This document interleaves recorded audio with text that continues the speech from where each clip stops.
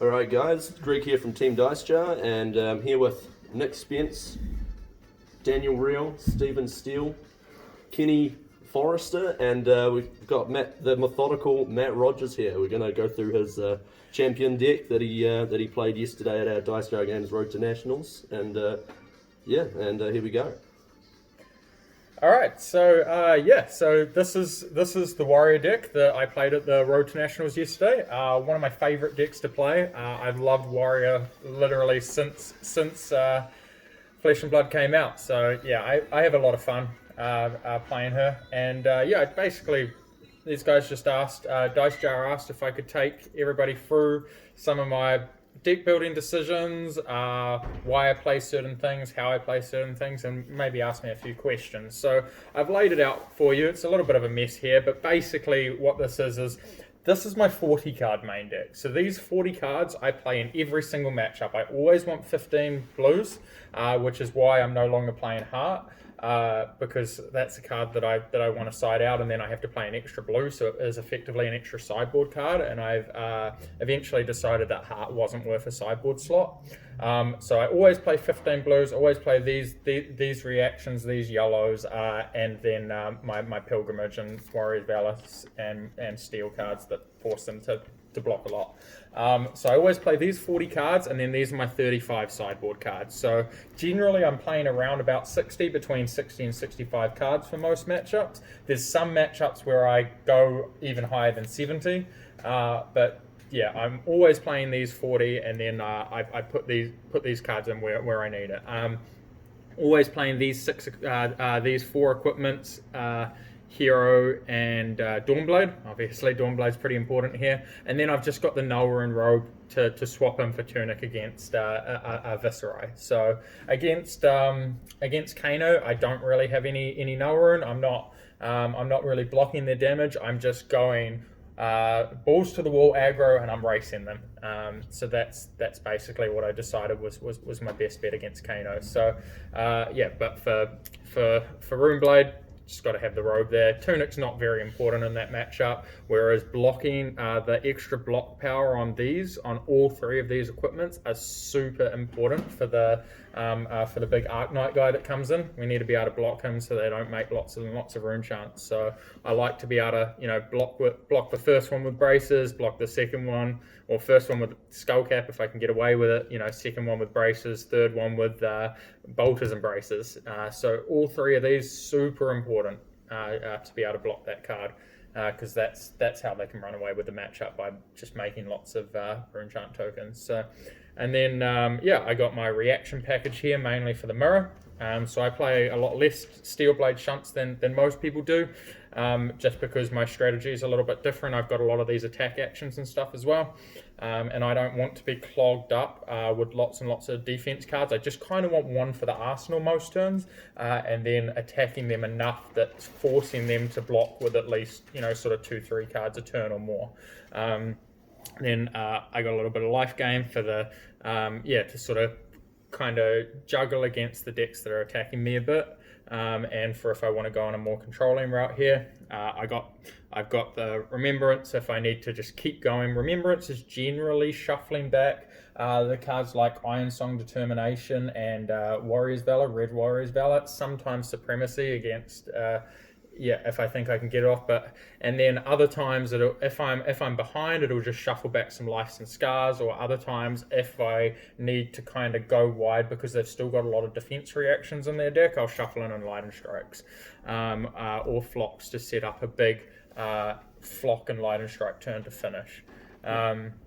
And then after that, I've got the Routes and Iron Songs to decide what I want for my Singing Steel Blades in each matchup, and the third Supremacy, which is when I really want to get aggressive. So this is very good against decks like Ninja, where I really just need to pound them with the weapon every turn, and not so much with these cards.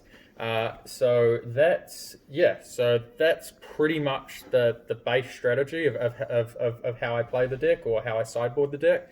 And then this awesome crowd for Dunedin have a bunch of questions for me for you guys, so we'll turn to them. So you've got a great game plan. You're building up your first weapon attack, and you're threatening the second weapon attack. How do these reds and yellows help you achieve that? Okay, cool. So this is Daniel from Dice Jar Games in Dunedin. I played him in the semi-finals yesterday, and it was a ridiculously close match. In the last turn, I went down to 2 and attacked in. Potentially in a spot where I would die to a couple of shunts, which he still had 3 of in his deck. So it was a very, very close and nail-biting game. He's a very good warrior player. So how my reds help me achieve. Basically what I'm wanting to do most turns is I'm wanting to play one of these red cards, or yellows, the Warrior's Valor, the Nature's Paths. I mean, obviously the big turns I just play lots of cards and just go crazy, but ideally most turns I'm wanting to play one of these and then still have a card in arsenal and a card in hand, and ideally a resource float in as well, so that they have to kind of block up and figure out between these attack reactions that I can use. So generally I want to put them in that position as many turns as possible, and on the turns that they want to play around these, they'll overblock and block more cards than they would otherwise need to stop my attack, in which case that allows me to either kind of get them with it, kind of gain some life with a sigil, or glint and then play like an enlightened strike or something like that, or just set up for even bigger turns, because they're playing with a one, if they're blocking with 3 cards, they're playing with a 1 card hand, or 1 to 2 cards depending on arsenal. So I can just keep kind of setting up my big turns, and then the other side of the coin is if they decide to not block and I have one of these reactions, decide to not overblock and I have one of these reactions, I can really get them. So once I get through with one of these cards, I'm getting some sort of value. So if it's Warrior's Valor, I get to attack again, which means I am going to strip another card from them. Otherwise, my Dawnblade is going to start getting counters. Sometimes even, or most of the time, a card and a weapon, a card and equipment. Sometimes even 2 cards. If I'm getting through with a Nature's Path, I have because as you can see with all of the attacks I play, I'm very likely to get a free card. I'm over 50% almost all of the time to get another free card, and in this game a free card is huge. A free card is when I'm constantly setting up, getting a free card into my arsenal helps me to set up more. So they have to be very careful to not let me get in, and then this again, a free card, I get to draw a card if I get in. So these big attacks that you're doing inform your defensive playstyle. You want as many cards in your hand as you can at the start of your turn.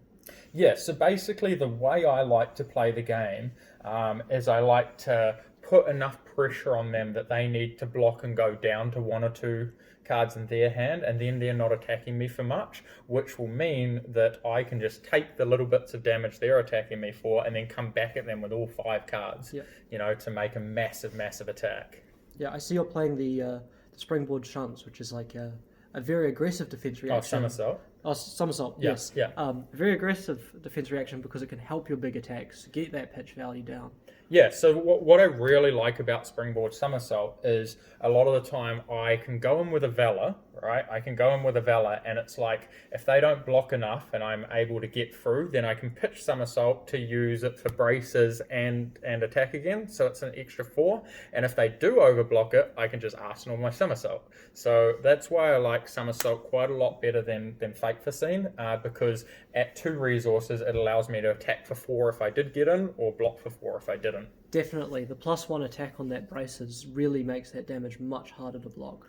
Yeah, well, the +1 attack, why that's so important is that if they don't fully block it, I'm getting a counter, and then there's a good chance I'm getting a next turn as well, because 4 next turn plus whatever I have is a lot harder to block than 3 plus whatever I have. So oftentimes it eats not just a card, but a card and a piece of the equipment. And the whole game plan, I'm just trying to get their equipments used as soon as possible, because once their equipments are used, that's when I really start hammering them. Awesome. So we know what you do when you're ahead.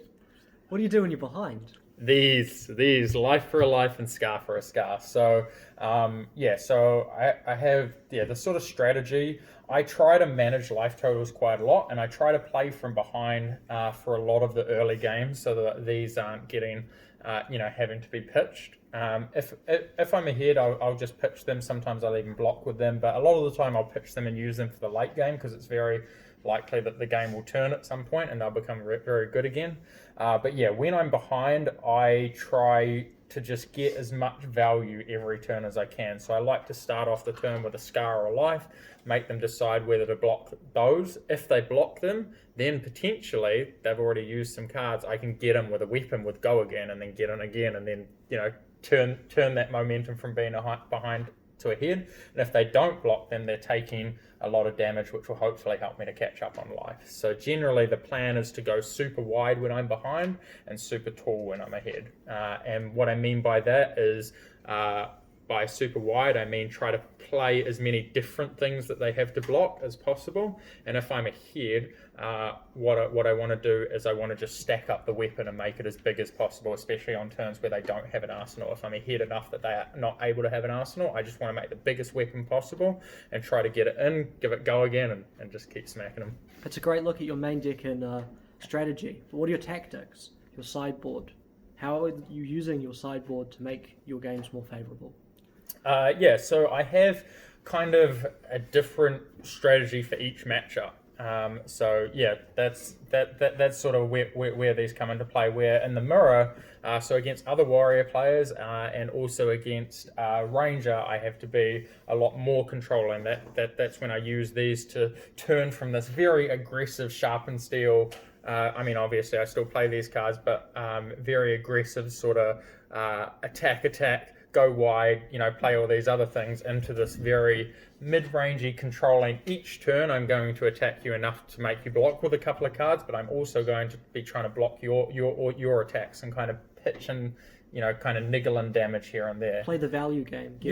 Play a bit slower than them. Yep. And eke it out in the end. I love playing slower than my opponent. I love playing the slower game because a lot of the time what that means is if they use all of their red cards to just go whack, ahead, then in the late game, I still have red cards and they don't. And in the late game, when life totals are much lower, the red cards' value is much higher because you just can't let them hit or you die. Once both players are on under 5 life, that every red card is just insane. In some games, you just need to go fast. Yeah. In the games that I need to go fast, I put in these Iron Song responses, routes, Steelblade Supremacy, and then these here, my Singing Steelblades generally search up Iron Song, so they're +4, and these are +3s, and then I've got route for if they, to basically get through. And on those games, I don't have to worry too much about these. I don't play a lot of defense reactions, and every turn I'm just smack, and that's generally how, Yeah, and often end the game with the Singing Steelblade, search for a route, turn the defense to their hand and blow them out. Yeah. Well, that play is huge. That's +4, and you just lost about a 3 block, so it's like +7. Like it's so much damage, Pretty hard to come back from a +7 unless you've got an unmovable left in your deck. But generally, that's what routes for. You wait until they've used those big defense reactions, and you use it to just get through for an absurd amount of damage to kind of finish the game. So Warrior's an awesome deck, but Dash is also a great deck, and many people are playing it. What are some of your strategies for playing against Dash? Dash is an okay deck. I mean, Jacob's very, very good with that deck. But yeah, my strategy against Dash is to kind of, I have to burn through their defense reactions. I play a very, very long game with Dash, where I'm constantly having to bluff. Like if I don't have these, I have to bluff them. So a lot of the time I will attack and leave, I kind of will attack with 2 to 3 cards, try to go wide as much as I can, and then try to bluff these to get them to burn through their defense reactions, or even I have to burn them a lot of the time to get through their defense reactions. In order to beat Dash, we need to go through our deck a couple of times, and I need to get through as many defense reactions as possible, and then end up at the bottom, still after pitching a decent amount of reds so that in the late game I can use those reds when they're out of defense reactions to finally get my weapon through, bust the bolters and just smash them. Like that's or set up a turn with a flock. Ideally with a flock into Enlightened Strike or the second flock if I manage to hold on to both of them for the whole game, basically finish with big turns. Yep, the strategy is great. You used it to defeat Pearson after a very hard-fought game your last night. Can you tell us a little bit more about that game just quickly before we finish up? So I guess my strategy in that game was pitch reds wherever I could. And keep them in my deck as much as possible, as long as I wasn't putting myself into a position. So I knew my weapon's never hitting them, right? So I know for the first half of the game, my weapon is not hitting him. But in order for him to always block my weapon, he's going to have to take these go wide hits. So the important part was to make sure I was attacking him for enough that he had to use defense reactions on my weapon, and make sure that I utilize all of these pump cards after he's blocking to force him to use the defense reactions. So my strategy going into it was basically to burn down his defense reactions and then set up a big wide turn at the end, which thankfully was worked out. The problem is the pistol hits hurt quite a lot, and they mean that you have limited time to set everything up. So you're trying to get through your deck really fast for the first go through, and then you can start setting things up once you get to below about 20 cards. The problem is because they're shooting you so much, the hard part is putting on enough pressure so that you can get your deck down to that size without being on 3 life or something. Generally, I want to try to use my sigils and kind of be on that 10 life mark by the time I'm setting up, and then I can just block with quite a lot of cards from the pistol shots and then set up this big turn to finish. And that was that strategy thankfully worked just. Yep, you pulled the rug out from under him with the flocks and E-strikes at the very end. Yeah. And this card was very MVP here, blowing up the old melody. That was a lot of fun. Is there anything you want to add before we finish up?